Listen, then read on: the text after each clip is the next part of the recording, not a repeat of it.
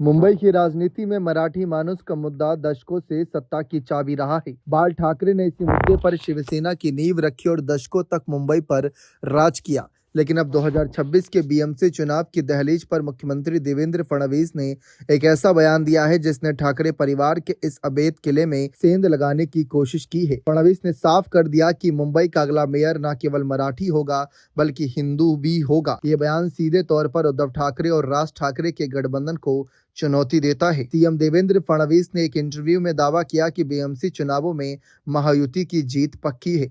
उन्होंने आलोचकों के उस दावे को सिरे से खारिज कर दिया कि बीजेपी के पास मराठी भाषी लोगों का समर्थन नहीं है। फडणवीस ने साफ तौर पर कहा कि ये मानकर मत चलिए कि मराठी वोट बैंक किसी और की जागीर है, भारतीय जनता पार्टी के नहीं। अगर मराठी मतदाताओं ने हमारा साथ नहीं दिया होता तो हम लगातार 3 चुनावों में अपने उम्मीदवारों को जीतते हुए नहीं देखते। उनका ये बयान उस धारणा को तोड़ने की कोशिश है जिसके तहत शिवसेना यानी उद्धव बाला साहब ठाकरे और मनसे यानी कि महाराष्ट्र नवनिर्माण सेना खुद को मराठी अस्मिता का एकमात्र संरक्षक बताते हैं। फडणवीस ने जोर देकर कहा कि चाहे कोई कुछ भी दावा करे, मुंबई में Bharatiya Janata party number 1 party बनी हुई है। राजनीतिक विश्लेषकों का मानना है कि यह उद्धव ठाकरे को घेरने की रणनीति है। जब से उद्धव ठाकरे ने कांग्रेस और शरद पवार की पार्टी के साथ गठबंधन किया है, बीजेपी यानी भारतीय जनता पार्टी उन पर हिंदुत्व से समझौता करने का आरोप लगाती रही है। मराठी के साथ हिंदू जोड़कर फडणवीस 2 निशाने साध रहे हैं। पहला यह है कि यह संदेश देना भारतीय जनता पार्टी